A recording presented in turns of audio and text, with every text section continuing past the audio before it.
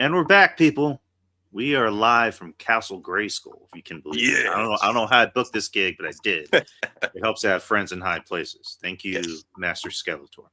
And please forgive me because I never watched HEMAN before, so I'm just going off, basic bitch knowledge or not even knowledge at all. But welcome to another episode of I was about to say Masters of the Universe, Lunches with Punches, episode Ocho, and as you can tell, what we have planned to talk about, but enough about me. I'm just the guy. I'm just the guy in the chair that says things. The real star of the show is just me. I'm no He-Man, but I am Mr. Joe Punches. How are we all doing today?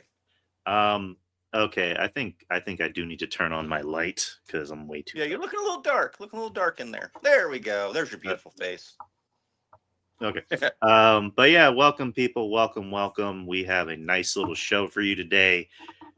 We saw some movies that came out last week, 2 big movies, one of which is going to be a joy to talk about. And then some trailers, which obviously not trailer reactions. If anyone that knows me by now, I have a slow-ass laptop that will not allow trailer reactions. So we all just have to think of it in our mind. Imagination. I wish I had the SpongeBob video. Just go. That'd be nice. Imagination. But hold on, I think this is way too fucking bright. Give me 1 second. You're good. Okay, then that's actually the lowest it goes. Surprisingly. I'm just gonna be blind after this. But before we get into what we're gonna talk about, Joe, how's everything? Doing pretty good. We survived some severe weather over in my area. I know you've had quite a bit of rain too, but we're thriving, surviving.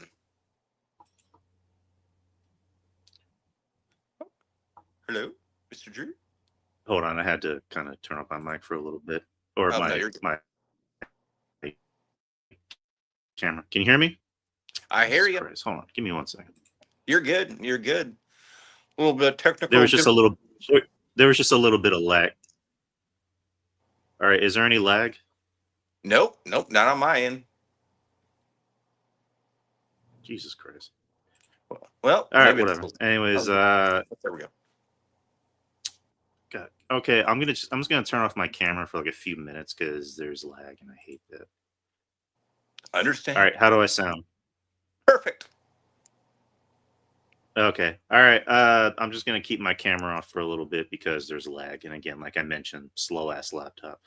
Yeah, I've been okay.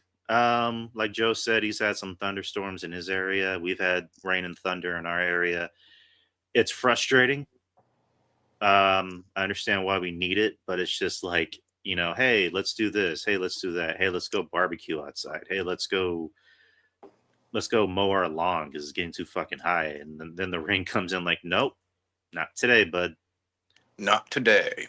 Not today, sir. So it's a little frustrating, and I would like summer to actually feel like summer. Right.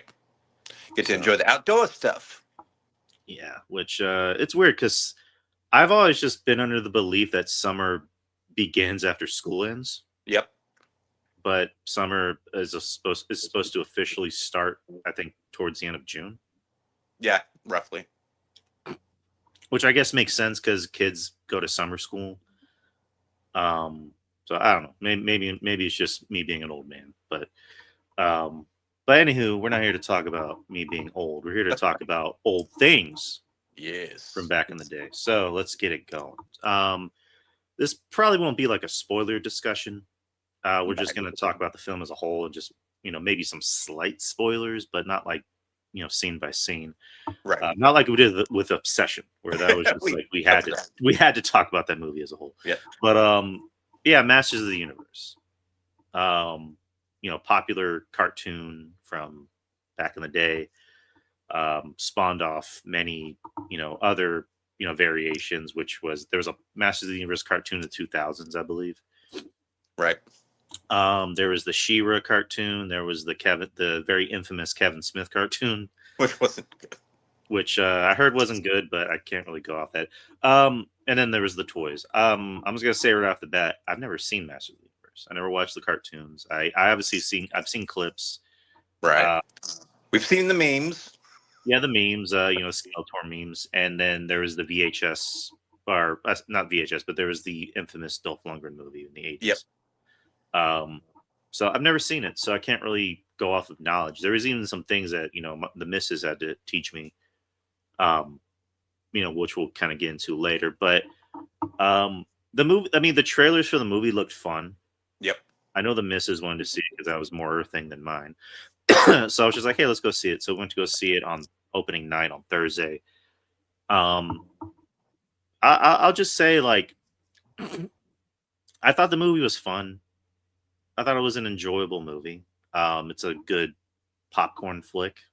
Mainly, Yes. I'm mainly speaking for me. Like, if this was something like the diehards loved, adored, and worship, and that's cool too, because I did see people in the theater cosplaying. I saw people buying those large swords, which were actually like, drink containers, which is kind of weird because you can't even like put your sword down. You literally have to hold it up the whole time Oh, while Jesus. you're watching the movie. So, and also in some scenes where like, He-Man's doing the whole, I have the power, and I just saw people holding their swords up in the air. So I'm like, Nice. that's pretty cool. So I guess like a lot of stuff that happened in this movie, I was looking at it from a movie perspective and a character perspective. A lot of little like character arcs and quotes. I was more just like, okay, that's kind of cool, or I should be more excited about this, but I'm not. Right. I don't understand the context. The missus, she was getting more excited about it, and I thought that was kind of cool. Like that was kind of where I was, happy about it. Hey, it's Wrestling Sue. Oh my gosh. Hello. What do you mean I'm not big enough? You talking about my head? I know I have a big head, Mish. But but how are you, Wrestling Soup? Which I know you're Mish. Um, and but yeah, that's just kind of how I looked at it. I was more happy about her getting happy Right. because that was more her thing. And but yeah, were you ever a Masters of the Universe guy? I was when I was real young, like 4 or 5. Mainly because my grandparents had some VHS copies of it, so it's one of the things we watched. We're over at our grandparents when we were little tykes back in the early '90s, and so that '80s popularity kind of bled over into the early '90s, and my grandparents had several little toys. Like I remember playing with Beast Man and Moss Man and He Man. So for me, seeing them on screen, I did pop a little bit because I was like, oh, I had those action figures when I was growing up. So to me, it was definitely more of like a little bit of nostalgia. And like I posted online, like I did a little bit of a rehash because the glorious app Tubi has the original cartoon series, and so I watched a couple episodes, just kind of refreshed my memory of stuff I watched back from the early '90s. So it was definitely, I was going in like, this is what summertime blockbuster movie is supposed to be. Right. Popcorn movie, turn your brain off, couple hours, and have some fun. So that's definitely went into that, and then I left thinking that as well. Yeah. I mean, this is the perfect way to describe this movie as a popcorn bucket movie. I mean, not popcorn bucket movie, popcorn movie, popcorn flick. And I had fun. I did have fun. If I had the chance to see it again, like if they decided to do a sequel, which they did set up set up what could be a sequel, but box office, is saying otherwise. Which we'll get to Um, that too. I mean, I'll watch it. I'll watch it if it comes out because I'm interested in this universe. But yeah, I mean, as far as the rest of the movie goes, I did have my criticisms because, like I said, I was looking at this from a movie perspective, and I was looking at this movie and I was thinking of other movies. I was thinking of Thor Ragnarok. I was thinking Right. of Guardians of the Galaxy. And dare I say, Thor: Love and Thunder. You. Um, and it's just Travis Knight. He brought back Transformers with Bumblebee, which a lot of people will say is, out of all the One's live better. action ones, is probably one of the better ones, if not the Yep. best. So he has a history with IPs, or with I guess IPs from the '80s. Um, I think Transformers did a little better because Transformers has more Wider cachet to marketing. it. Whereas He-Man, and correct me if I'm wrong, anyone can correct me in the chat room, which Mish is there. He-Man, the impression that I got was He-Man was very niche, like very very niche. Like it didn't really have that kind of long-standing popularity that say a Transformers would have. Right. Transformers has the toys. It spawned off like a shit ton of like TV shows and cartoons and comic books. Whereas He-Man, it just had the cartoon, in the '80s, and then the spin-offs like years prior. And I don't know, like I looked at this movie, it's like it's probably going to be fun, but I don't think it's going to make a lot of money. Yeah, and I totally agree with you on that. I mean, like I said previously, definitely more of an 80s niche. I mean, with Transformers, they seem to pop out a new cartoon like every 2 to 3 years, it seems like, where He-Man did have those very pop-ups. Like I said, you had the very infamous Kevin Smith one, which Yes. I got in like a half episode. I was like, okay, I can't do this. And then just, I think maybe one or two rehashes throughout the years. So it was nothing that was always brought up. Like when you went into Target or Walmart, you always saw Transformers toys. You always saw Ninja Turtles toys. Never really saw a whole lot of He-Man. So it was just not something that's always been brought up into people's pop culture. I mean, yes, we've seen the memes of Skeletor or He-Man with his hair waving back, but that's about it. I mean, we really don't have that always conscious He-Man propaganda in front of us. Which I guess we can kind of jump into box office. So the film had a ridiculously large budget. Uh, it's anywhere between one. It said 170 to 200 million, which shows, and that was kind of one of my big criticisms of the film, is that it was very CGI heavy. A lot of Like CGI. there are times when the CGI looked crisp and looked cool, but then there are times where it legit felt like the actors were just staring at a screen, or I Right. was staring at a screen. And again, maybe my tastes have changed for certain things, and that's just life. There's always going to be an audience for this kind of stuff, but like, I don't always try to be like practical for everything. Like, this, Eternia needs to look practical. This needs to look practical. It's like it's like this stuff just needs to look good. And I'm not the biggest fan of these movies, but Avatar, the CGI looks great in those movies. Right. So I would think Hollywood would try to take, notes on how do we make our CGI look like that without having like this insane budget. Um, but yeah, it's not doing that well financially. It's so far, I have it right here, 56 million, 56.2 million. And that's global, right? Yeah. Oof. I mean, unless they can rely on word of mouth like Obsession's been doing, and which Obsession already took back the #1 spot. Yeah, I saw that. No one can take over Freaky Nikki, apparently. But I mean, it sucks because I really did like this film. I didn't love it. I had my criticisms, my many criticisms, which we'll get into. But I this is a fun film. But yeah, it's one of those things that it is unfortunate.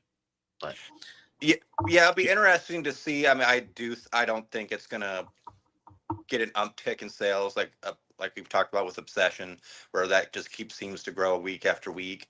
With this, I mean, I did see quite a bit of commercials for it, so it's not like lack of advertising for He-Man. I just think it was for, I would say 40 plus crowd. Like, hey, you remember He-Man? Because I don't.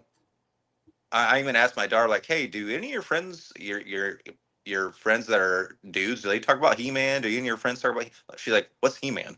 Like, she doesn't even know. So it's just like it's not for kids because they haven't been advertising for kids. Like if they were advertising for kids, you'd be seeing He-Man on the shelf year after year after year, but you don't. I had the same qualms about the CGI. Like when I when you saw the attack of Beastman in the city, I thought that looked pretty dang good. right. But I was a little disappointed in the lack of appearance, which could be why the CGI looked bad. But I was not a fan of the tiger. Mm, I was like, ooh, that CGI is looking a little rough on those edges. But I liked the practical effects, like when right. they did like um, Moss Man, they did Lockjaw, they did several of the others that the names escape me right now. But seeing those practical effects, I was like, okay, this is something I like. A little bit of practical, a little bit of CGI. Skeletor looked amazing. I know that was all practical except the face, which is probably Jared Leto's best role in the past 10, 15 years. I mean, that's one thing I say. Skeletor is probably the highlight of this movie. Oh yeah. And one thing is there's a lot of cheese and corn in this movie. Which Yeah. you go back. That's why I'm glad I rewatched some of the cartoons. There's a lot of cheese and corn in the cartoons as well. So they really played that up. Because I did laugh when I got, what was it? What are they calling Skeletor when he was based that whole like kind of dream sequence or Yeah, when he's like dressed up as like a someone working in HR or like Jim yes, I Bro Skeletor. Jim That was Bro, kind of funny. yes. Yeah. That I did pop for that. I was like, okay, that's pretty, because he was a dick for that entire movie. Skeletor was a great hamming up heel, treated everybody like shit, even his comrades. So props to Jared Leto finally getting a role where he doesn't need to show his face but can still act well. Um, but yeah, like, some of the CGI was a bit rough for me. I also thought it ran a little bit long. Probably could have been 10 to 15 minutes shorter. Yeah, it could have been like an But hour 50 or at least. yeah, but yeah, I mean, it sucks that it is more of a niche market. I know Amazon came out and said we don't care about the box office. We thought it did fine, which I don't know how much. I mean, Amazon's a billion. I mean, I wish I had 1% of their revenue in my back pocket, but that's another story. Um, but I mean, we've seen Amazon come out with their own movies, of course, their own TV series. But I mean, if I don't really buy the whole fact, like, oh, it's fine. It's fine. I mean, we'll see. I mean, I guess it's one of those things of like they might be able to like make their money back in streaming, Could be, yeah. because that's what a lot of movies have been doing, where it's just like, oh, well, we didn't make Hollywood money, we're just gonna make it back in, VOD and streaming, Ad revenues and all that fun stuff. which I guess makes sense. But you brought it up, you kind of took the words out of my mouth. This had too much humor, and it, it was just like overly done. And this is where I said, Ragnarok and Love and Thunder and Guardians of the Galaxy, where it's just like there was humor in those movies. Well, I guess I should exclude Love and Thunder for obvious reasons, so I'll just stick to Ragnarok and Guardians of the Galaxy, where it's just like those movies had humor, but they also knew when to balance the drama Yep. and the humor and just let them have their own thing. Whereas this movie, it kept with the humor and the Right. cheese, where it's like, a slight spoiler here and there, but like there's one scene where they're having that traditional, we're gonna walk and look badass, Right. and then they turn it into a joke. I'm like, why? Like I just that was kind of where I just went, mm. Yeah. And just innuendos where the character of Fisco, which anyone can kind of do math with that. There's also a character named, was it Ram Man? You're right. Yep. And they just kept making innuendos, and it's just like, if you're gonna do innuendos, just A, be clever, and B, don't just constantly do it in every single fucking scene. Right. And to me, I think that's maybe why maybe some people were turned off by the trailer, because I could see why people would watch the trailer like, oh, is this going to be completely woke? Which, to be honest, like the movie really wasn't woke at all. I mean, they just No. were they're doing the whole jokes about he's He-Man. That's why he put he and him. And Yeah. of course, he works at a company that's all about positivity and positive reinforcement because he's He-Man and he has the power. Which, another thing I'm glad they didn't do, because that was one thing when I walked in, we're going 10, 15, 20 minutes and he doesn't know how to use the sword. I'm like, oh, is this going to be the whole thing throughout the entire Yeah. movie? But they canceled that out pretty shortly after. So I And was just glad about that.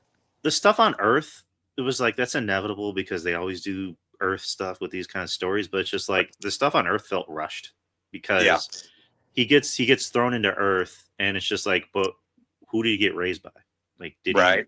was he in a foster home? Did he like find parents? Did he have people from Eternia that were already living on Earth? Like, what happened? They just rushed through that completely. And also, okay, so the actor who played He-Man, Adam, Nicholas Galitzine, Which I know him from something, but is it the Ozarks? Is that where he's from? Or is that I'm I thinking of another guy? I've literally never seen anything he's in. I guess that's a good thing because he's a fresh face. Right. Like, he had a problem when he's with other people, like when he did scenes with Tila, when he did scenes with Man at Arms, when he did scenes with his mom and his dad, I was like, oh, he's interesting, like because he actually has more drama to him. Like, those are Right. good scenes. When he's by himself, he comes off as just an idiot. Like, he comes Cornball. off as this bumbling idiot, and he's kind of a dork. Like, he's a big dork. It's almost like it's like when you see that really hot girl that you've been wanting to date for years, and then you finally date her, and she starts talking, and you're like, you're hot enough. Just, you don't need to talk. You don't need to say anything else. Just shut up. Like that. That's kind of how it felt with him as He-Man, where on Earth, like, he's telling everybody the story about Eternia, and they're all turned away by it. Like, he goes on a date and the girl leaves, Right. and it's like, and his roommate's like, did you tell the story about Eternia again? And it's like, maybe you shouldn't be telling people about this. Like, Right. maybe you should just, like, I'm surprised you're not in a mental ward already. Like, Exactly. you should probably shut the fuck up. Like, stop, please. And then, like, you pointed out where it's just like, on Eternia, like, he's this like small little puny kid that gets his ass beat all the time. Like, Man at Arms, Idris Elba, Idris Elba is great and everything. So there's really there's no shocking factor. Or Sir Idris Elba, I made it. Yes. And like earlier in the scene, like, he legit just hits a kid in the face with a metal rod. I was like, okay, that's abuse. Like, so I thought that was kind of funny. And then Tila, when they were younger, she was taller than him. And I guess I got flashbacks, or I thought it was relatable when his dad came in and just beat his ass in front of everybody. Right. Like, learn to be a man. Get up. And then, like, Man at Arms is like, see, this is what's going to happen. He's going to walk away and turn around and look at you. I want you to make it look like you're not afraid. And his dad doesn't even bother turning around and looking at him. I'm like, nope. Eef. So, and then, of course, that's when, it's in the trailer, Skeletor and his crew comes in and takes over Eternia. And yep. That's when Adam, goes to Earth with the sword, but he loses the sword while he's being pretty much zapped, in a portal to Earth. He just spends a while trying to look for the sword, and then he's working on some HR company, which we get a surprise cameo. Yes. Which I liked it because, like, we were all the missus, she was debating on, like, is he gonna show up? And people can kind of put two and two together who we're talking about. Yeah. And it happens, and it's one of those, like, passing of the torch scenes that they usually do. Yeah. So I thought it was a clever cameo. Yep. And then bing bang boom, he finds a sword, which we all saw in the trailer. And again, he gets he doesn't get zapped into Eternia right away, because I thought that's how it was going to be.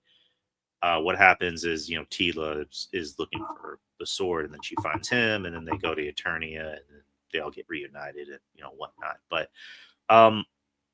again, Man at Arms, Sir Idris Elba, I thought he was great. I thought, any scene with him and Adam where they're talking together, and he's, almost this, like, he's this father figure to him. I thought those are good scenes. Yeah. He was good. He had a nice little story arc to the story there. And then I thought him and Camila Mendes, who played Tila, I thought they had good chemistry too. I also like the fact that they didn't try to rush a romance story with them. Right. and just were like, we're just friends. Like, let's just be friends. In the cartoons, do they hook up? I didn't watch that many episodes into the cartoon as a refresher to remember if they did or not. Isn't him? Well, I don't want to get into spoilers with the post-credit scenes, but I was like, I think they might be more of an item. So I'll just leave it at that. Actually, it's funny you brought that up because I brought that up, that certain character, and my wife was like, they're actually twins. Oh, And I well, was like, oh, I didn't know because I never watched the show because I just assumed that they were together. Uh, Mish, you're in the chat room. I don't know if did you watch He-Man and were uh, Tila and Adam ever a thing? Or anyone listening or anyone watching on the replay, just comment and let me know because I'm knowledge is power. power. So I thought they were good together. But yeah, Jared Leto. Let's talk about Jared Leto for a second. So for over a decade, it just seems like we get a Jared Leto thing in an IP. Yep. It started with the Joker, which this is fresh off of him winning an Oscar Right. with Dallas Buyers Club, and it's like, oh, Jared Leto was the Joker. He just won an Oscar. This should be good. And then you see it, and you're like, No. Gen Z Joker with his tattoos and his grill and Right. talking like he's Ace Ventura for some reason. Which, when he came out in that Snyder Cut scene, I thought that was probably the best use of him. I'll agree with that. But Jared Leto is the Joker. It's like it sounded good on paper, but it wasn't. And then he did Morbius. We're gonna skip on over that because Morbius is near dear to my heart, and I don't want to get my blood boiling. Hey, it's Morbin time. Oh God. And then he did Tron, which Tron again, I never saw Tron, so I can't really. That's something I can't really speak on too much. Yeah, I heard that movie wasn't that great either. Right.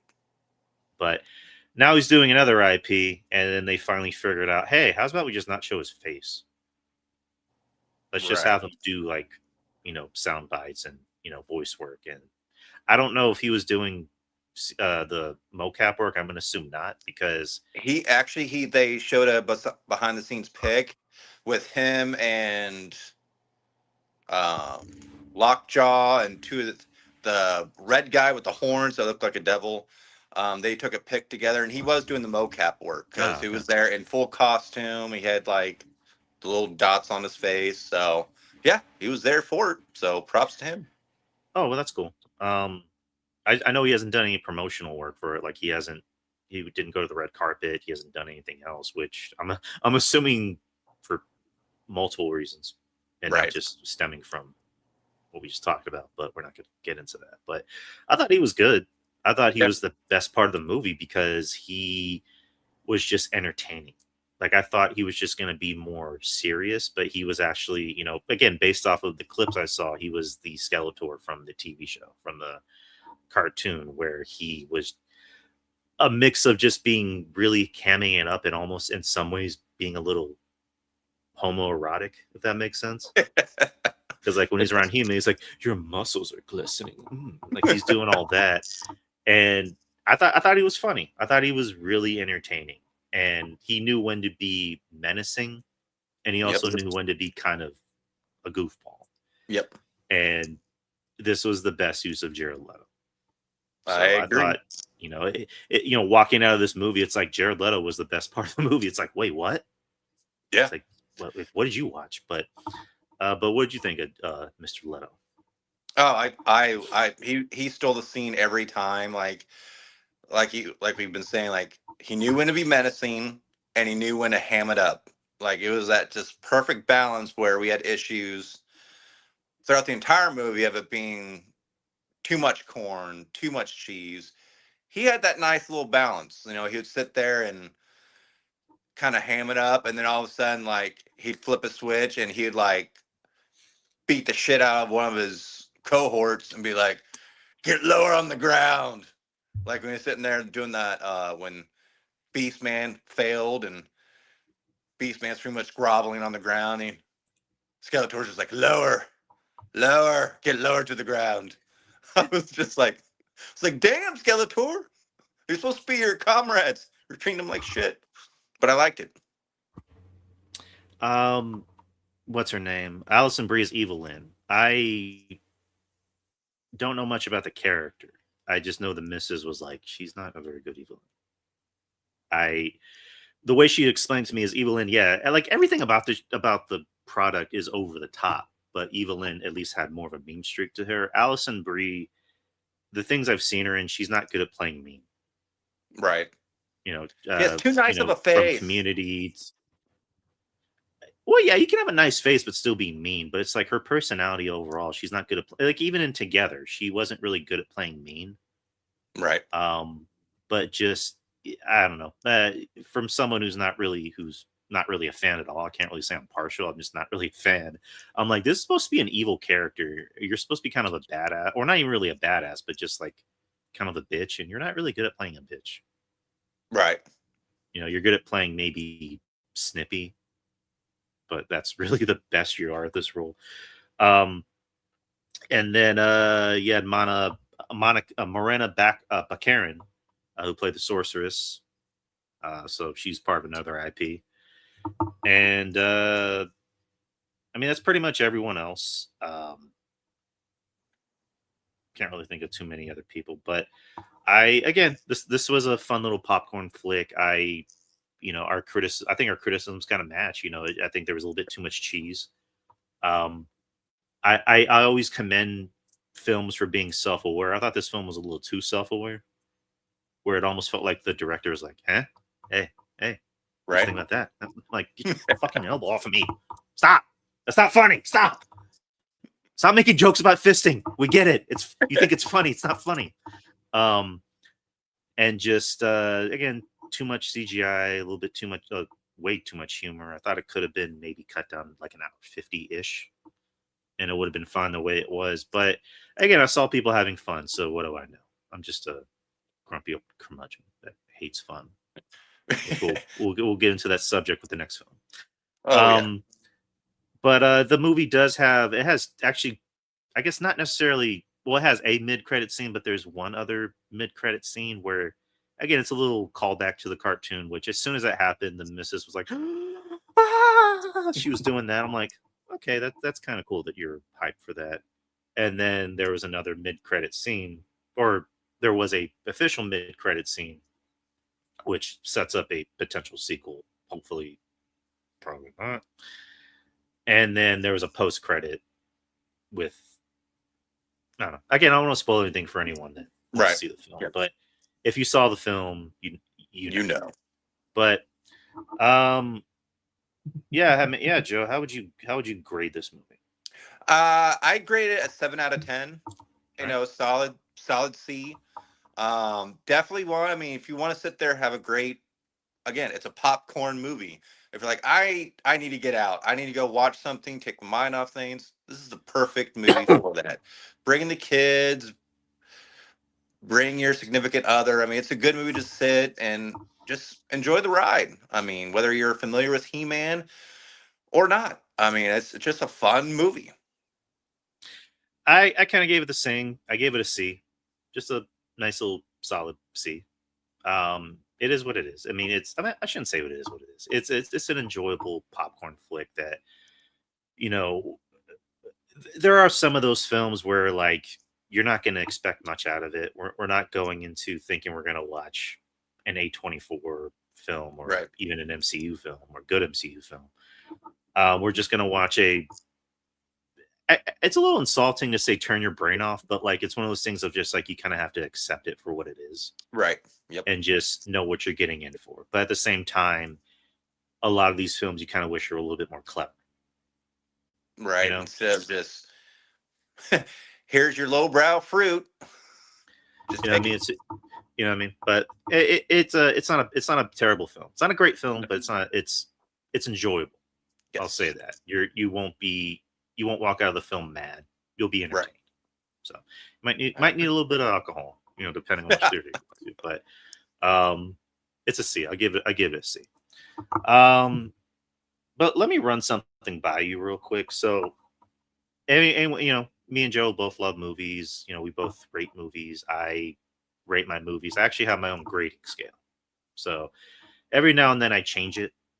So like Joe, I want your perspective. Anyone that's watching or listening, I want your perspective as well.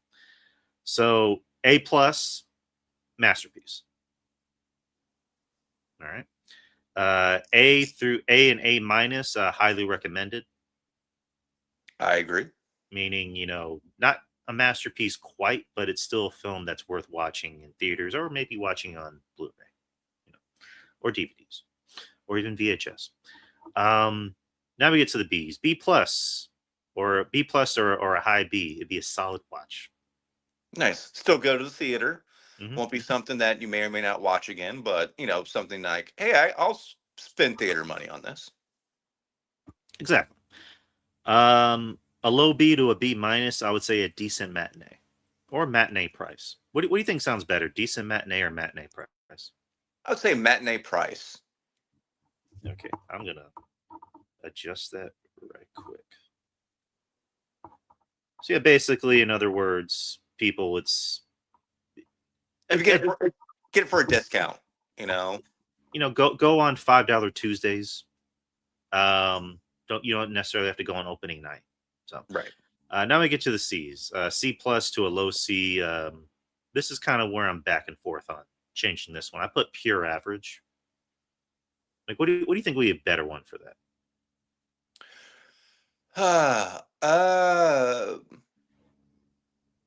Do you want to go with enjoyable? Can you give me 1 second? I have a phone call. Keep talking. No problem. But yeah, I mean, if anybody has any questions in the chat or anything like that, let me see if I get the chat to pop up here. Comments. Popcorn bucket. We're cheating on this movie. But yeah, I would say if you have the means to go see this movie, go see it. It was a lot of fun. Definitely you'll get that cameo pop in the theaters if you know that you know.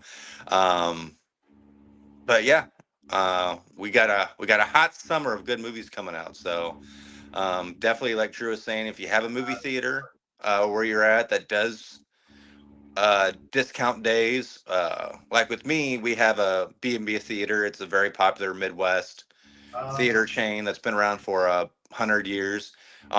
If you're a free membership, and on Tuesdays they do half price movies, so it doesn't matter if you see it in 4D, regular, Screen X, however many different screens they have. Here it's half price Tuesdays, so that's pretty cool. So if you have that, especially during the summer, if you have kids, I highly recommend getting out, go to the movie theaters for that shared experience. Can't wait for Drew and I get talking to the next movie, because it won't be that great talking about, because it's something that was much more disappointing than what we just saw with He-Man and Masters of the Universe. Oh, it's Mr. Drew. He's back. All right, I'm back. Hello.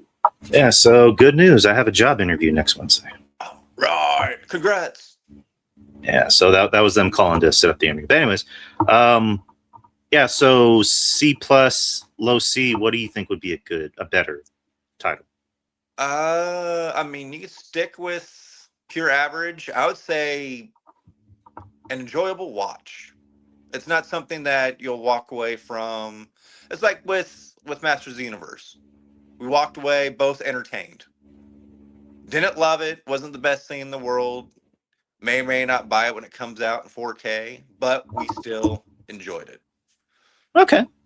I guess that's kind of like a good take, because B plus and low B would be a solid watch. In this case, it's just enjoyable. Yep. So that makes sense. Low C to C minus, I put take it or leave it. Yeah, that's gonna be one of the ones where it's gonna be you either loved it or you hated it. Yeah, or you just thought it was mid. Yeah. Now we get to the D's. D plus to low D, stream it. Yep, I agree with that. Stream. And then low D's to a D minus, just skip it entirely. Which, yeah. And then the F is just very simple. Demand a refund. I love that. When I saw that on your take with what a movie we were getting ready to discuss, I was like, definitely. Now we do maybe should put an asterisk out there because everybody has different tastes. Everybody has different love and interest in movies. These are our opinions, so don't throw the book at us or a 4K steel book, whatever you have in your hand. But this is just our opinions, so take it with a grain of salt. Yeah, at the end of the day, people like whatever the hell you want to like. Right. But just try not to be dicks about when people don't like what you like, because we're not going to like this film. I think we're very unanimous that we don't like this film. But if this was your thing, that's perfectly okay. But the film we're talking about is Scary Movie, which I guess technically would be Scary Movie 6. Yep. So anyone that's kind of familiar with the history behind this, the Wayans did 1 and 2. But the Weinsteins, there was a creative conflict over it, and they were going to pay them less. I believe that's what the story was. I believe so. So they walked away, and then they did 4 more afterwards, which had Anna Faris and Regina Hall in it. And this was announced, I think, like last year, or the year prior, that from Marlon Wayans that they actually got the rights back. Yep. To release it, or to not release it, but to do another Scary Movie with the OG cast. So a lot of people were excited about it for obvious reasons. I was mildly interested. I wouldn't say I was excited. I was just mildly intrigued. I'm like, oh, let's see how this works out. They put out the first trailer during Scream for the previous Scream movie, which actually was the first episode of Lunches with Punches. We reviewed Scream 7. Nice callback.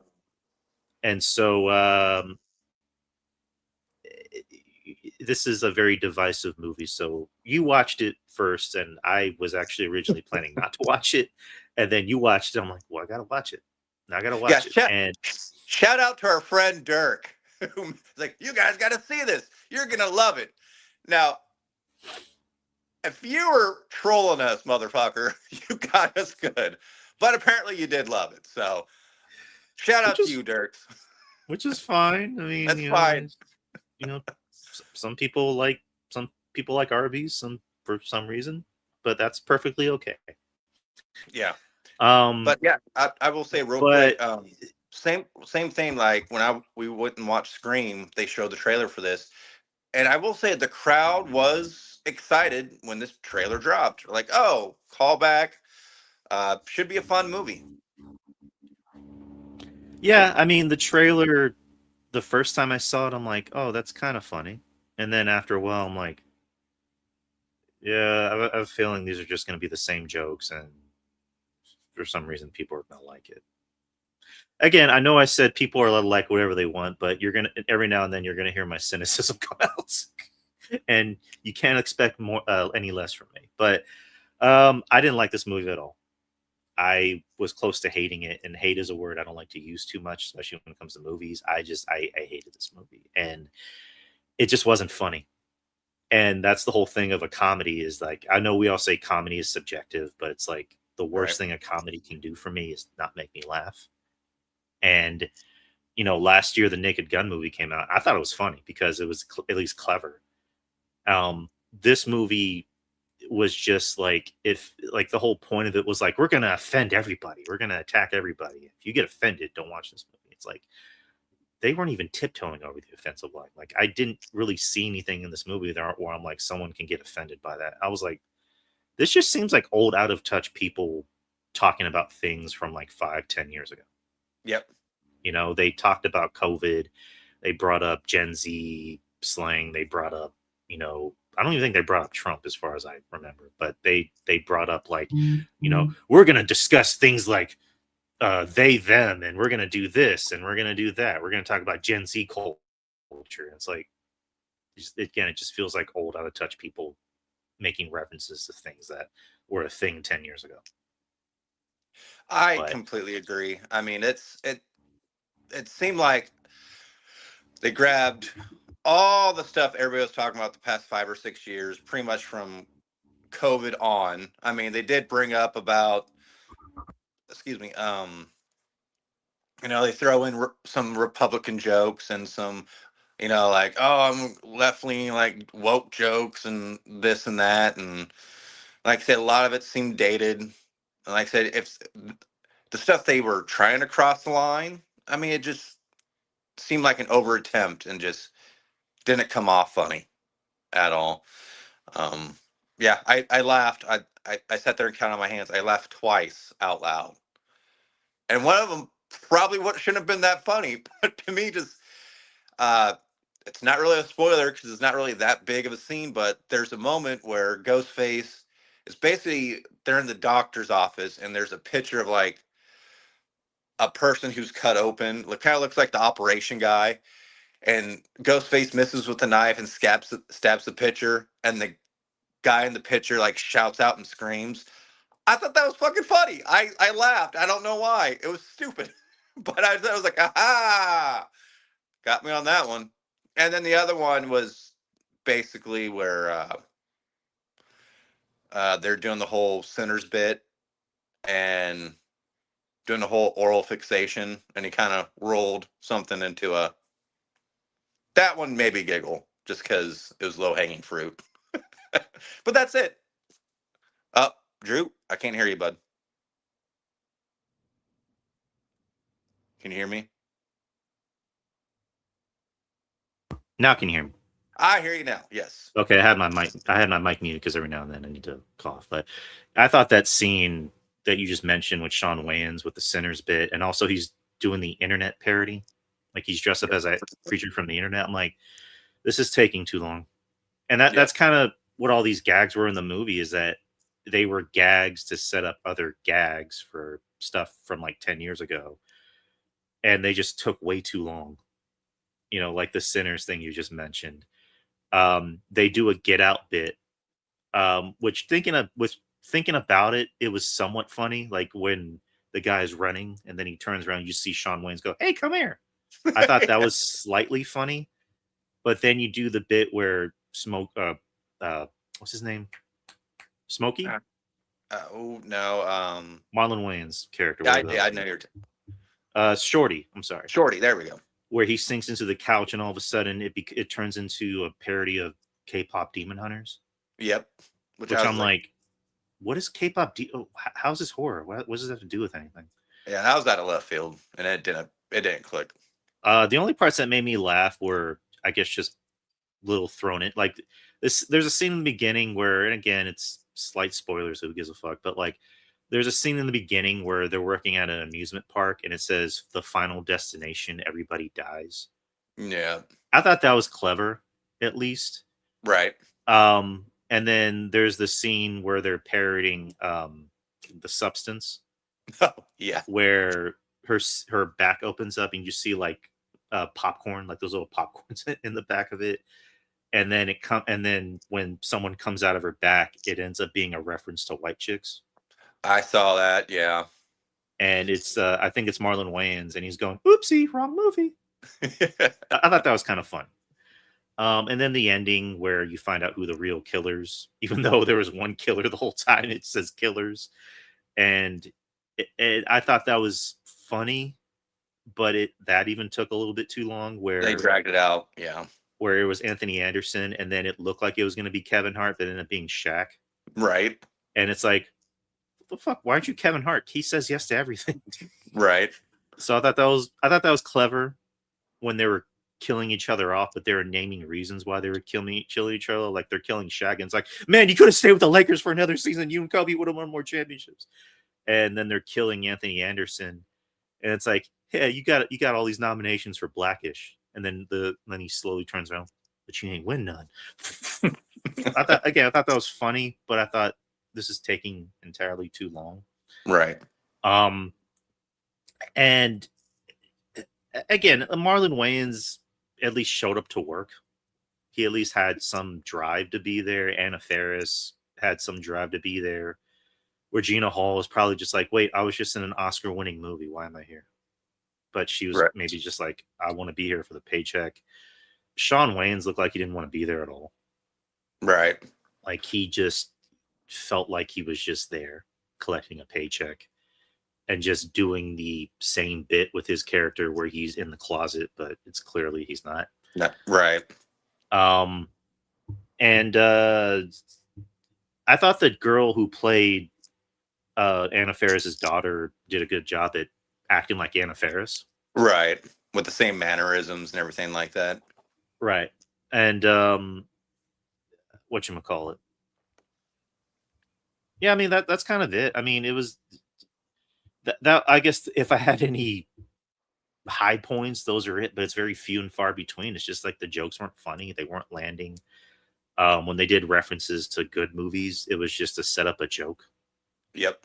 You know, they did a reference to Weapons, but that ended up being a 6-7 joke, which I'm like, what? Yeah. It didn't work for me. Like I say, it was just trying to set up jokes to just set up more jokes. And then they had to sit there and like nonstop talk about like this, and like they try to be overly meta, like oh, once you were in 3 and 4, we weren't in 3 and 4. It was like, and it's they had to bring that up several times, and like talking about just I just lost my train of thought. But sorry, this movie makes you do that. um, but it's just they're trying so hard, like oh look at my son, but my son's really was a girl, but now he's my son, and try to hit that transphobia. Then they try to hit the like, oh, can I be your friend? I'm a Republican now, so we got to hit that market, and just like everything was so try hard, and like you said earlier, like elbow to the ribs, like, hey, you get these jokes? Have you been following along the past 20 years with these movies? It just seemed a lot of rehash stuff, and like I said, like I'm sitting there and like when it got to an hour and a half, I'm like, all right, movie's done. That's a plus. Yeah, it just again, if you guys thought this was funny, and clearly people did, that's great. But my cynicism comes out where I'm like, did y'all really think that shit was funny? Yeah, it's just I, and the thing is with oh, sorry, I didn't mean to interrupt you. no, don't worry about it. Keep talking. No, I'm just saying, just like with spoof movies, they're so hard to do because everything's so much faster pacing these days. I mean, really, and it's just like, hey, we're gonna film this. Let's try to get as much things that are in now, like Weapons, Long Legs, Get Out.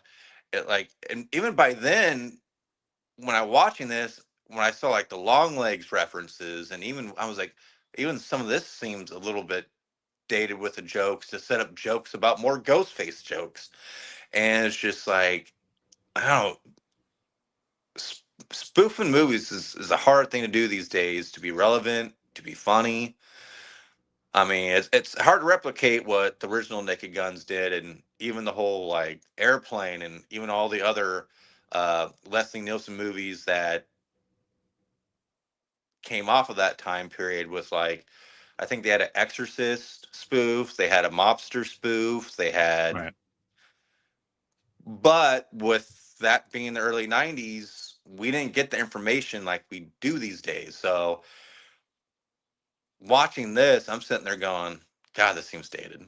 God, this seems like an old reference. And it felt like Family Guy, where they just kept doing the whole, hey, remember that one time, Lois, when I did this? And then they just show a random gag, and it's like, what does that have to do with anything? Like the whole bit where they were parroting Michael Jackson, but it was really Jermaine Jackson. I know. I was like, why? Or just I don't know, just like even like the first two Scary movies, like their jokes, yeah, it was at the time, but it's like their jokes at least seemed clever. This Right. was just like, hey, we haven't done any of these in a while, so let's throw in literally everything that's been popular for the past 20 years. Yep. You know, they did a bit with John Wick where I'm like, what's that to do with anything? Like, what? It Like, doesn't. it doesn't at all. Um, yeah, and again, let's just get to box office for this. It's made money. Yeah. It's the budget's 30 million. So far, from what I've seen, it's made 109. There's probably going to be more. There's probably going to be more of these, much to our dismay. Yeah. There's an audience for these. Like I said, there's an audience for everything, and it's fine if you like it. But again, it's become one of those divisive movies of you're just out of touch, you're just easily offended, you're a snowflake, you're a. I'm like, I just didn't think it was funny. Yeah, I was like, I wasn't offended by anything. I just I didn't was laugh. offended by how bad the movie was, but Right. the Kevin Hart roast, like those had better offensive jokes. Yeah. Like those were jokes where it's like, ooh, someone's gonna get offended. Where this is just like Everything fell flat. You know what I mean? It's like, I don't know. Again, I gotta preface this. If this is your thing, that's great. This was just not our thing. I, pointed out with my grading scales. This was I demand a refund. It was not for me at all. Not slightest. I gave this one a 3 just because I got through it. That's why I gave it a 3, and I laughed twice.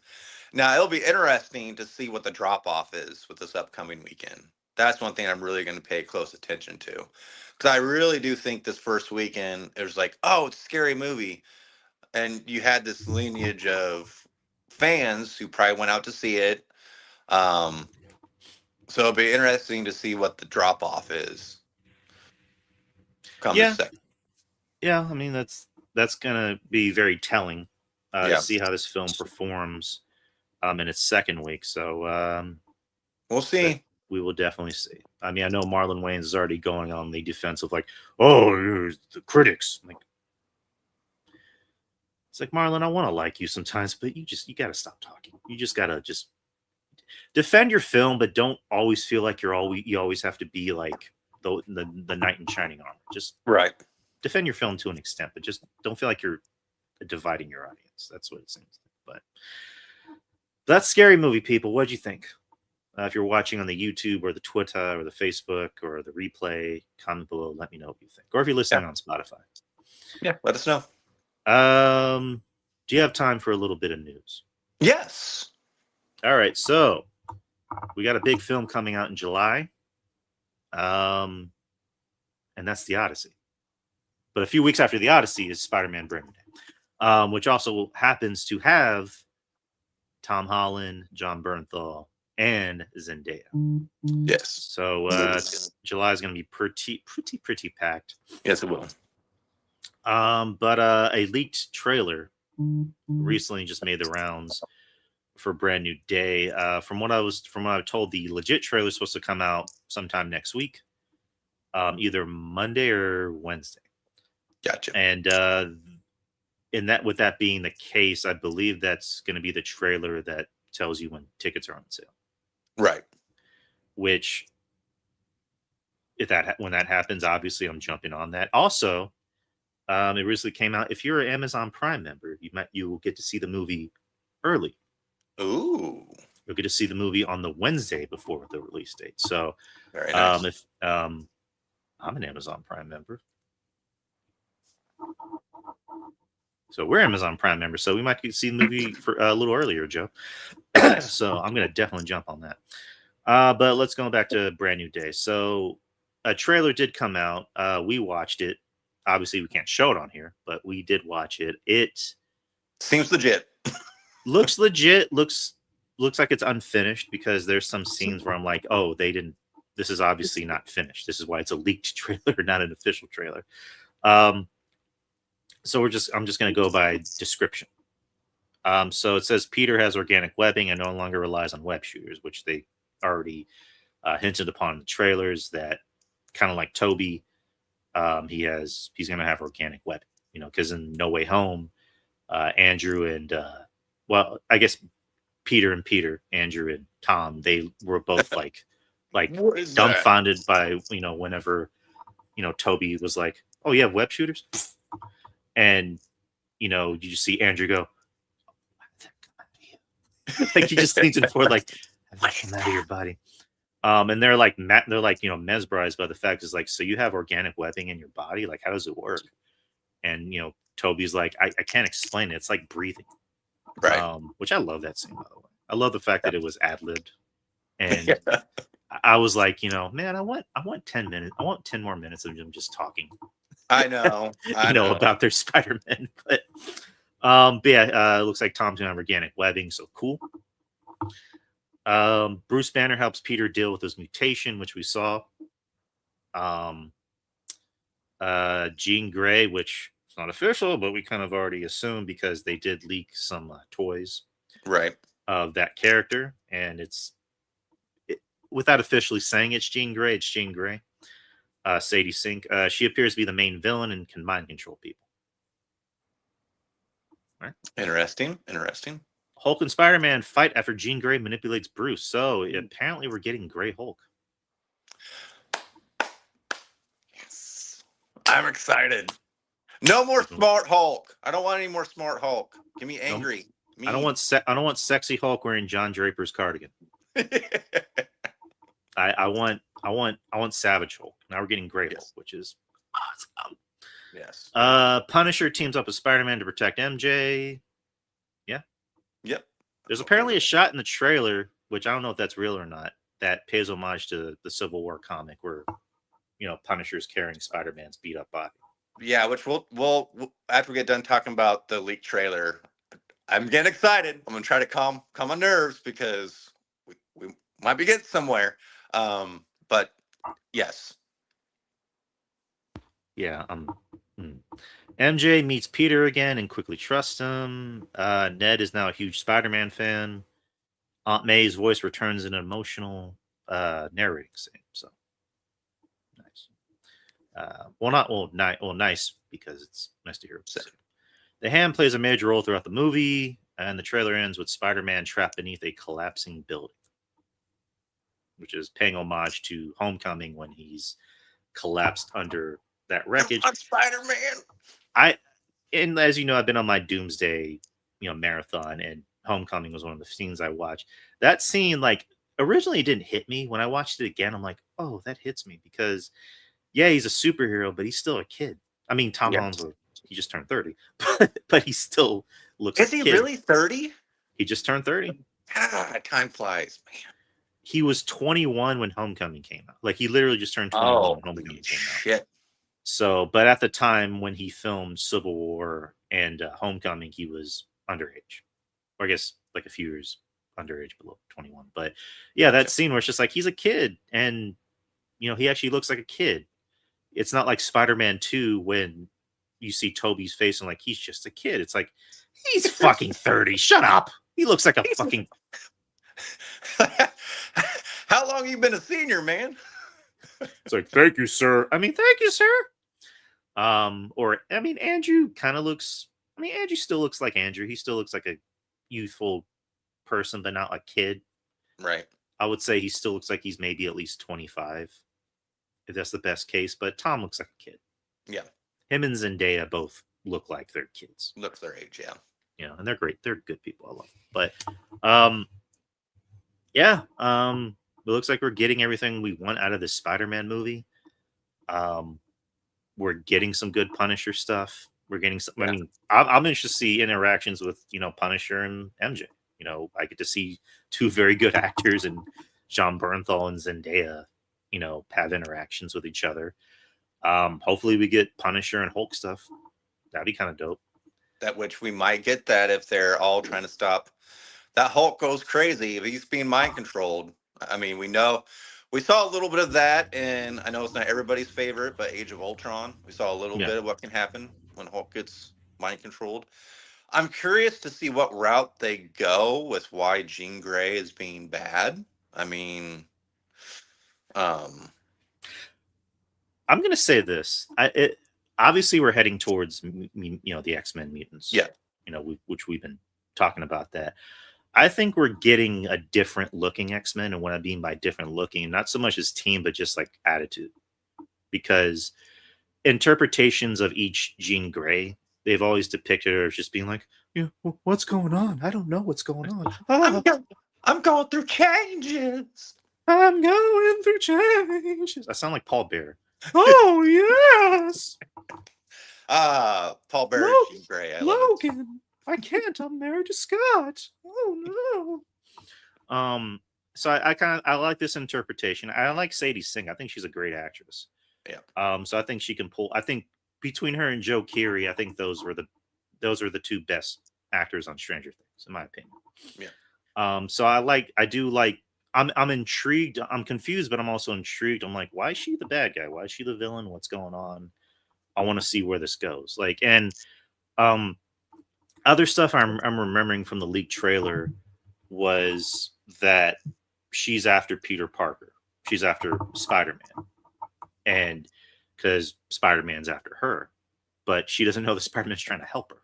He's not trying to Right. hurt her. He's trying to help her. But she gets in his mind, like, pretty much, don't fuck with me. Like, you don't want to fuck with me, Peter Parker or Spider-Man, whatever your name is. And, obviously in the end, it's going to be a thing where she realizes, oh, you're here to help. You're not Right. one of them. And then Tremel Tillman, who from what I heard is a character from the X-Men comics. I can't really think of the name, but he's pretty much a villain. Yeah, I think he's part of that anti-mutant government program. Which obviously not Stryker. I'm pretty sure Stryker will come in soon. I think Matthew Lillard is Gyrick. Oh, that's interesting take. Haven't heard that yet. I think so. Just me personally. Yeah, this movie I think is going to do a lot, not just to build up that universe for Tom, where eventually we will get a Miles. We might even get new interpretations of other characters. We might even get a Harry Osborn, where we don't know it's Harry Osborn. We just know his name is Harry. Yeah. And then come to find out he's an Osborn, and then Tom has like PTSD, like, did you say Osborn? And then that's when his dad comes in, and it's whoever that, Norman Osborn is. Right. Yeah, we still haven't even seen Tombstone yet, and Tombstone is supposed to be a big part of this movie. Yeah, he's a old boy from Black Lightning. He was also Tombstone in the Spider-Verse movie. So yes. Which you want to talk about what the Punisher carrying Spider-Man can lead to? I want to hear your thoughts first. Well, my thoughts, if we get that, because the big speculation is we're not getting Spider-Man in Doomsday. He's not going to be in it. And the theory is, which is going to be lead up to Secret Wars, is spoilers. Don't know if this is true or not. Spider-Man may die at the end of this movie, which could lead to, because that little symbiote's out there. They teased it at. Yes. That this is where my mind's going, because if Punisher's carrying Spider-Man, if he gets his ass kicked, he dead or presumed dead. And then up out of the grave, we get Black Suit Spider-Man. Kraven's Last Hunt, or an homage to Kraven's Last Hunt.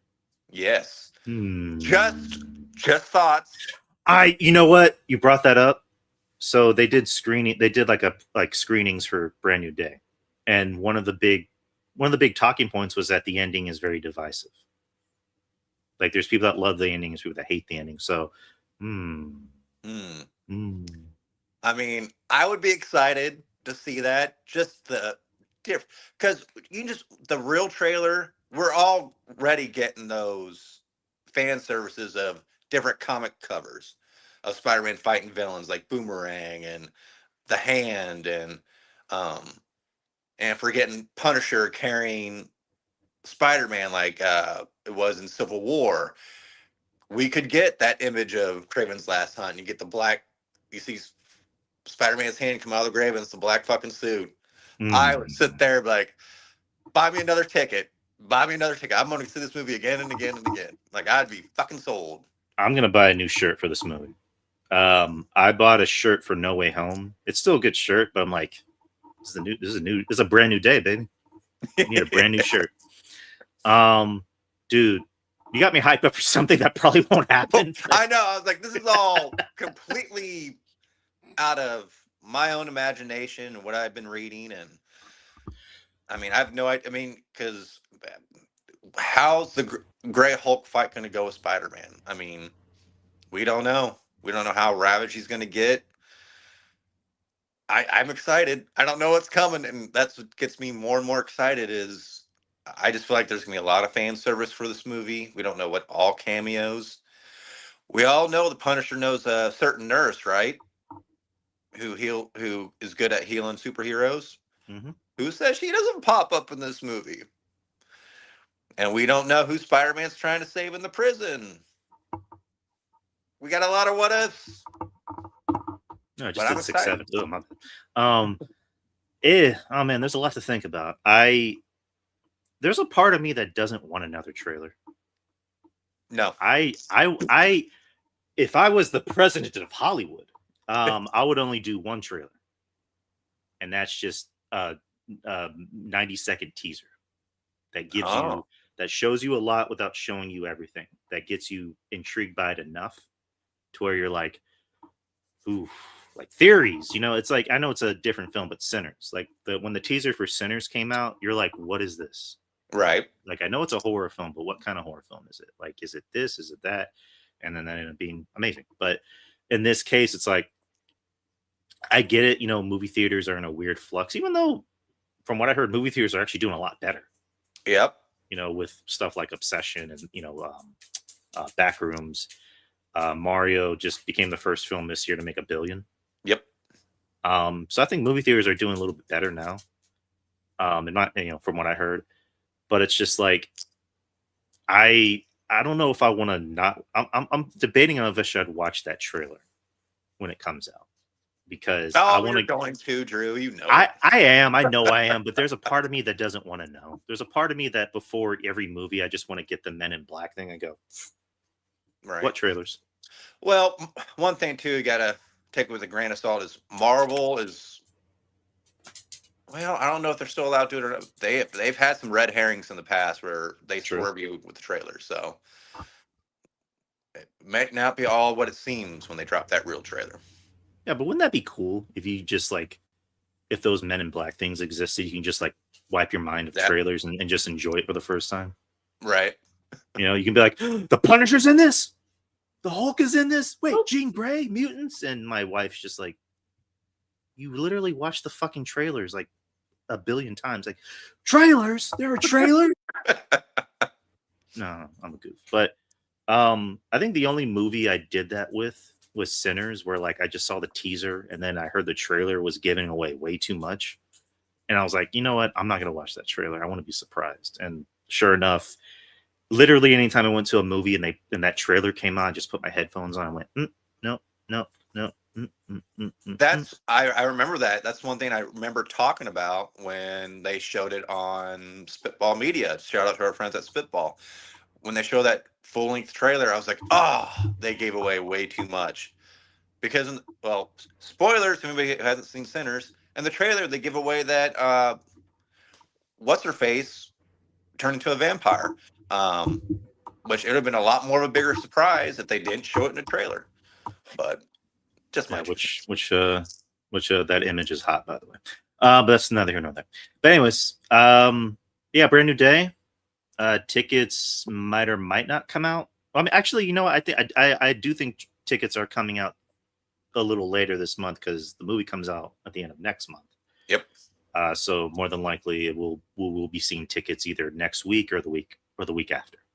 So, gotcha. And if you're an Amazon Prime member, you will be able to see it early. Anyways, yes. Well, that's brand new day. Another trailer that actually did come out today before we even did our show was it's weird to call it a sequel. I would say it's more of a continuation. Yeah, I would agree. Of The Social Network, which is one of my favorite movies ever.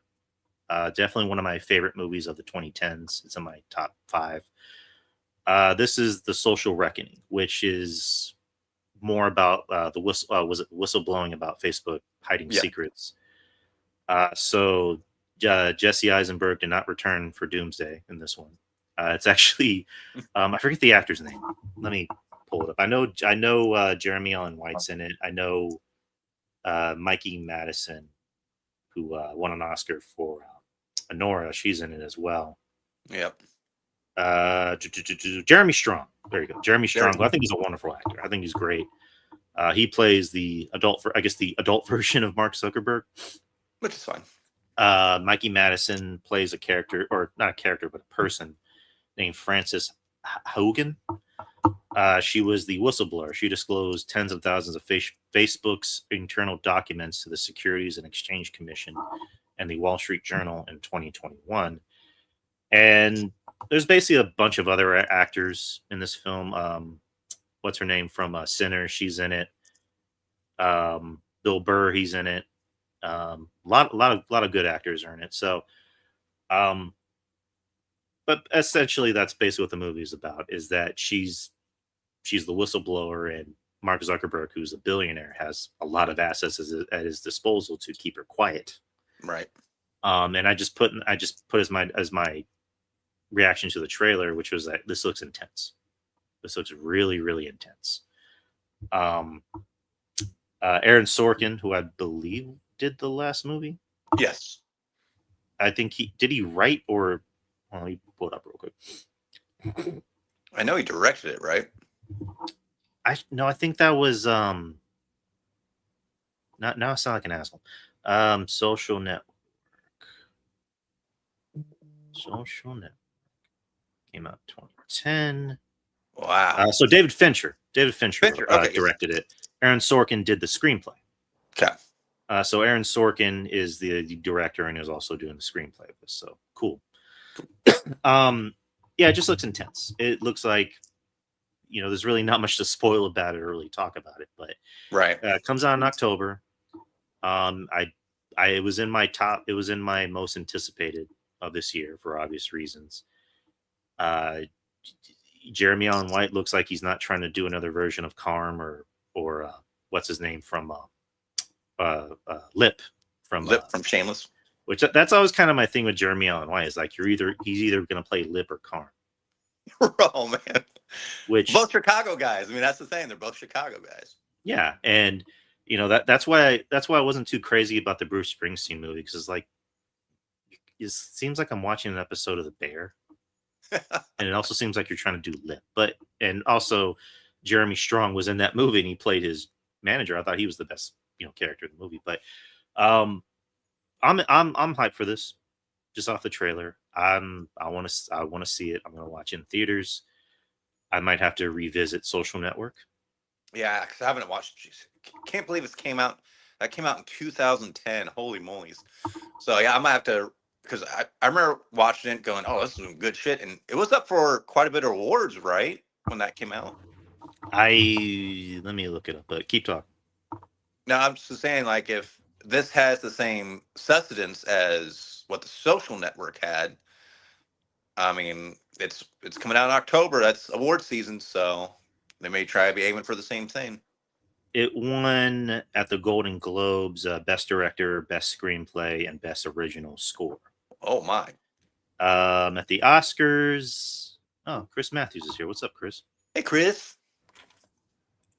What's going on, good buddy? Yes, sir. At the Oscars, it was nominated. It won for Adapted Screenplay, Original Score, and Film Editing. But didn't win Best Picture, Best Actor, Best Cinematography, Best Director. Well, no, it won. Anyways, you know what I meant. But yeah, I will definitely do a little bit of revisiting with the Social Network, just to kind of get me going for Reckoning. Which, granted, it's not a sequel. It's not an outright sequel. It's just a continuation of that story. This isn't, Social Network Part 2, Electric Boogaloo. Like, this is just, a story about Mark Zuckerberg. But how'd you feel about the trailer when you saw it?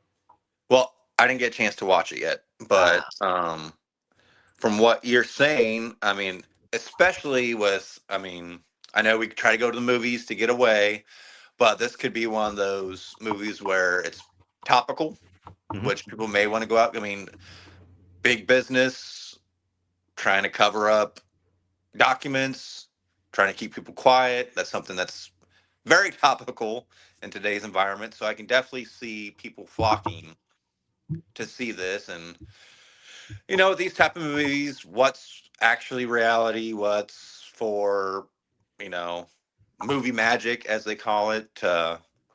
heighten the story. So I'm excited. I haven't got a chance to watch the trailer. I'll probably watch that later on. I'm sure the guys over, again, shout them out over at Spitball, will probably watch it over there as well. So I might wait and watch it over there. Um, but yeah, I can see this doing well in the theaters because I know the first one did really well, and with this one, again being topical, solid cast, so I think it's gonna probably do pretty well in the theater. Yeah, I agree. So yeah, movies coming out this week. So tomorrow will be Disclosure Day, which is Which oh, go ahead. Sorry. the Spielberg film. Spielberg's back to doing Aliens. Kind of heard back and forth things. You know, I heard it's very much a Spielberg film. You know, for better or for worse. But I'll watch it. It looks Yep. interesting. There's that action movie where it's like I think it's done by the same people who did The Raid. The Raid. Yeah. Shoot, what's it called?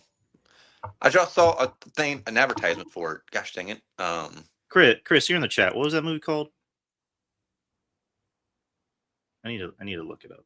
But yeah, that looks really good too, and it's 100% on Rotten Tomatoes. The Furious. The Furious, yes. That looks dope. Yeah, it's 100% on Rotten Tomatoes right now. So I definitely excited to see that. That has the guy who played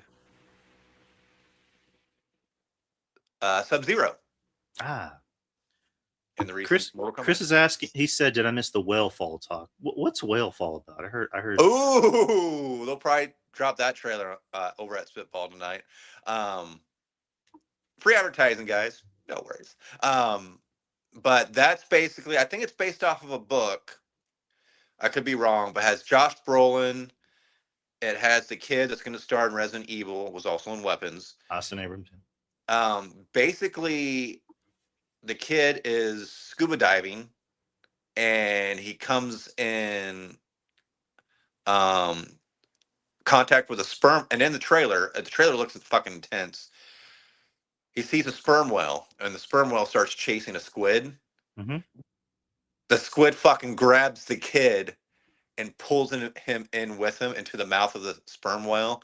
And apparently the whole movie is this kid trying to get out of the fucking sperm whale. I mean, and the CGI looks great. I mean, the entire trailer is just intense because you see him like just trying to get out of the mouth, and the squid got him by the leg, and he's trying not to get eaten by the chompers of the squid.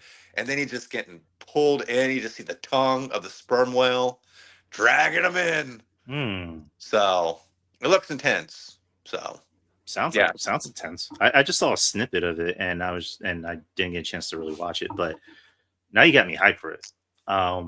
Again, slow ass laptop. It won't allow me to watch trailers on here. But no, you know what? I'm just gonna watch it right here. All right. On my phone. It's gonna be kind of weird because it's just me watching it, but Joe's seen it. He can attest to, you know, what happened, and obviously, Mr. Matthews can kind of see where it's going. So, right. Hold on. 1 second. You're good.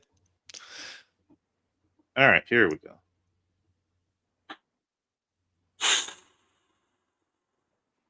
But yeah, it's. Oh, that's Mr. Josh Brolin.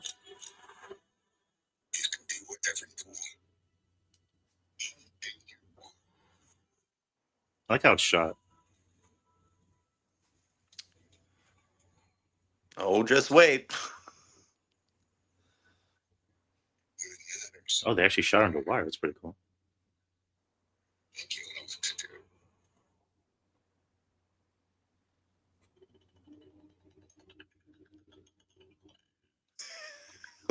Dude, that looks amazing.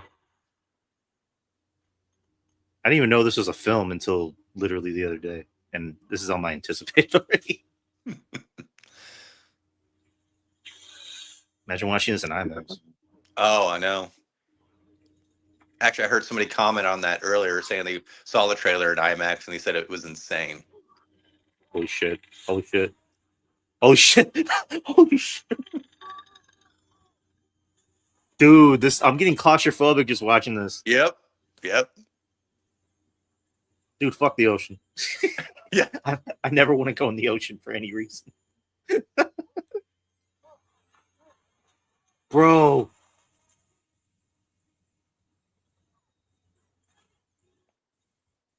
Is he gonna get out? I don't know.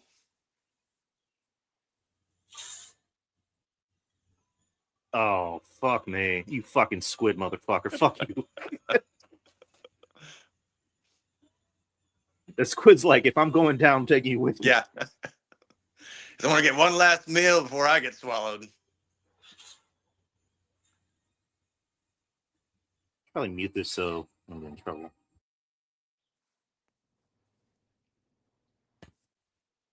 Yeah, Chris Matthews. I saw people watching it in 4D as well. They were posting about it. Bro.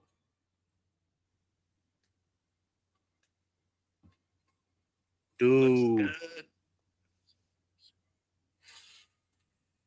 Bro.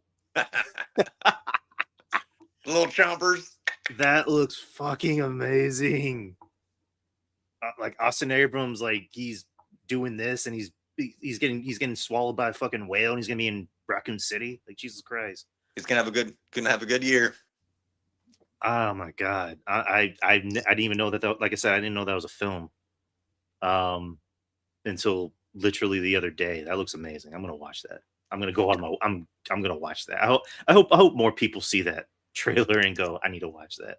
Yeah, that looks like the type of trailer that make people like, I don't want to watch that. I already hate the ocean.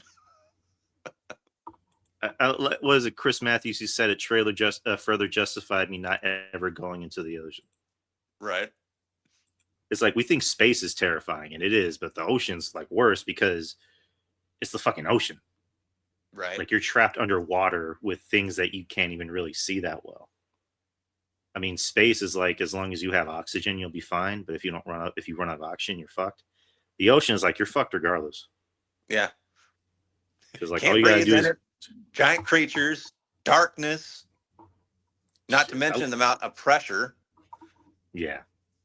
It's like I don't ever want to go on a submarine. I don't even want to go on a boat cruise. That's gonna make me like I don't know. That trailer looks amazing. It looks uncomfortable, claustrophobic, and terrifying, and I can't wait to see it. Yeah. Thank you, Chris Matthews, for bringing that up. I'm glad we got to talk about that. Thank you, Mr. Chris. Yeah, since I think we kind of already discussed everything we need to discuss, I guess if we have time, we can just do like what we've been watching, just to kind of run the gambit real quick. To be honest, I've been busy with adulting and stuff with my daughter. I really haven't had time to. Right. I mean, last thing I watched was what we discussed, the new Scary Movie and HEMAN. Other than that, I've been kind of lacking on shows and movies at home. So I'll catch up. At some point. I have been because I have no kids. I mean, I tried giving Iron Lung a chance. I just couldn't get through it. Okay. It's very much a slog to get through. I applaud the movie's success because it did have success. But it wasn't for me. It was a film I just couldn't get through. Right. TV shows I've been watching. Last night, I mentioned before I have an AMC Plus subscription. I started watching a show called The Devil in Silver. I've seen the first episode of that. Yeah, as did I. I just watched the first episode with Dan Stevens. Yep. Which is based on a book. Basically the story is that he gets in trouble and he somehow gets thrown in some psychiatric facility that's off the books and nobody knows about it. And of course, it's a horror show, so if you're in a psychiatric facility, shit happens. And yes, it does. I dug it. I'm a fan of Dan Stevens. I think he's one of those very underappreciated actors. That he's someone that could have easily capitalized on his good looks and just said, I'm going to do pretty boy stuff. I'm going to do action movies. I'm going to do drama. I'm going to do rom-coms. And he's like, I want to do weird shit. I want to do shit. I want to do Legion. I want to do what the fuck is that show? Oh, not show, but movie. Cuckoo. He did Cuckoo. He did Abigail. He did The Guest. Yes, The Guest. He's also been in a couple King Kong Godzilla movies, so he's all over the place.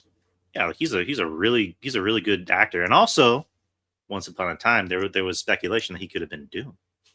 Oh, I know the showrunner for Legion, I forget his name, Noah something. He actually wrote a script about a Doctor Doom film. Oh, and Kevin Feige apparently saw it and loved it, but obviously we didn't get a Doom film. And Dan Stevens' name was attached, but not necessarily as a star, maybe to be a producer, but he would have been an interesting Doom. Yeah. Yeah, this show is very good. It's freaky as all hell. You don't know what's going on. Like, a slight spoiler, but I guess it's not really a spoiler. But like, the whole point of it is he's supposed to be in this facility, and the doctor's saying, like, we're going to keep you here for 72 hours. If you can comply, you're free to go. It's like, all right, which we all know that doesn't work out. And then he ends up taking like some meds that knock him out like that for more than 72 hours. Which I was going to get to that. He wakes up and goes to group therapy with Stephen Root, who was in another thing I watched, which I'll get into. And Dan Stevens is like, listen, I don't think I'm going to survive until Monday. And Stephen Root's like, it's Tuesday. Dun, dun, dun. Dun, dun. And then, he goes crazy. And, yeah, that's going to be the whole series, which I'm gonna finish because I watched the first episode late at night. So it was like, it's getting too late in the night and I got to be up for this. So I don't want to be like too tired. Right.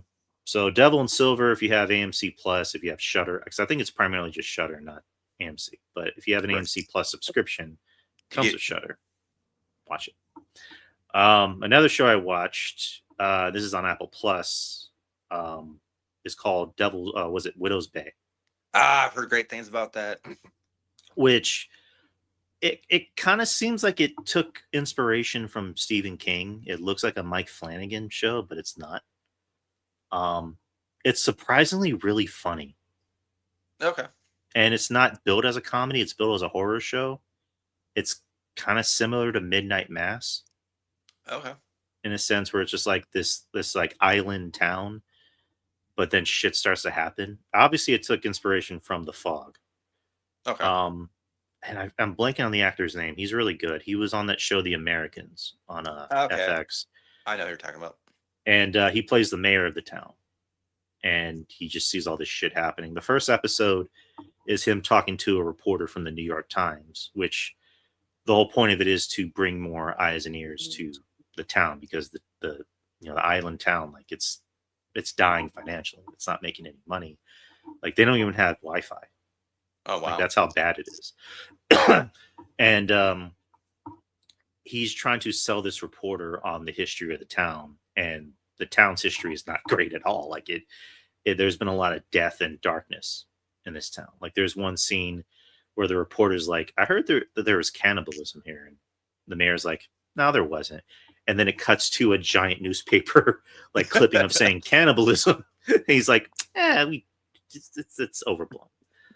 But the show does a really good job at balancing humor and horror, where it just seems, I always call it situational humor, where it's like, it's funny because these are things that we would probably say in those like when all that shit's happening. Like there's one scene where like the mayor's talking to like his assistant about the New York Times guy, and he's like, I want you to show him around town and really entertain him. And it's a woman. She's like, what do you want me to do? And then the mayor's just like, what do you think I want you to do? Right. Because she thinks she wants him to, sleep with him. And he's like, that's not what I meant at all. But yeah, one episode in, and I'm hooked. I enjoyed it. If you have Apple, or if you have the old ways of looking for other shows and not the legal sense, I would say give it a watch. It's really good. But that's pretty much everything I have. That's all I got. Again, Disclosure Day and The Furious are coming out this week. Next week is Robin Hood. Not the Brian or what is it, Brian something from the Robin Hood from the. You're not going to hear that. It's going to be straight up, fucking violence with Hugh Jackman. Yes, old man Robin Hood. Which also happens to come out in the same week of a very small film that nobody's heard of called Toy Story 5. And then the week after that is going to be Supergirl. So, there's another film coming out the same week as that, which I'm trying to remember what that is. It's going to be a busy summer. But it's going to be busy, busy, busy. But as you know, me, this guy, and him, that guy. I don't know who Joe's pointed. But we're gonna say it's Chris Matthews. We're gonna be here to discuss this. So yes. Yeah, that is the show, people. We are done. Make sure to go to the YouTube channel and subscribe. We're currently at 214 actually. You get shows like this, The Experience. You get Friendly Neighborhood Marks with me and RJ. Meadow Drive Hoops. There's no Experience tonight. We are off for the week, and also the NBA Finals are kind of messing up our schedule. It's the NBA Finals. The Spurs are in, so yep, we gotta look at that. And make sure you also, and if you're into just listening to shows and not necessarily watching them, go to Spotify. All the shows are out there, including this one. And then Twitter X, DY Experience, Instagram, Facebook page, Drew Yari Experience, and also TikTok. I'm actually building a nice little following on TikTok with the movie reviews. So nice movie and TV shows reviews. So follow me on there. And that's about it for me, Joe. Where can they find you? They can find me at Twitter X or wherever you want to call it, Hell's Kitchen, at Moose Breast. That's where I'm at on the old social media there. You can also find me on TikTok. I am just Joe Punches on there. You can find me there. I make a lot of random shit because I get bored, but that's life. One more thing, because Chris asked this question. I want to answer it. What are your thoughts on Charlie Cox campaigning for David Tennant to return as Kilgrave / Purple Man? Yes. If you can get that to work, do it. I loved the Purple Man. It was great. One of the best villains in probably anything in the MCU. He was amazing. I don't know. Whenever Jessica Jones, when she does come back she's already coming back for season 3 of Born Again. Like if all of a sudden I just hear Jessica, I will piss my pants. That would be amazing. Yeah, David Tennant. Anything with David Tennant. This is how I feel. But thank you, Chris. Thank you. I know Wrestling Soup was here earlier. Thank you to anyone watching, whether it's on the Tube of You, the Twitter, or the Facebook page. Thank you. I have another Joe here. Oh, I actually hit the X, so my bad. It's all good. I exited early. Giggity, giggity. It's like, wait, if you're not Joe, then who's this? But, yep, I'm back just to say goodbye. Great show, guys. Don't forget to hit the follow, hit the like, hit the subscribe, hit your comments. There's other stuff you want us to talk about. Let us know. But we'll see you next time.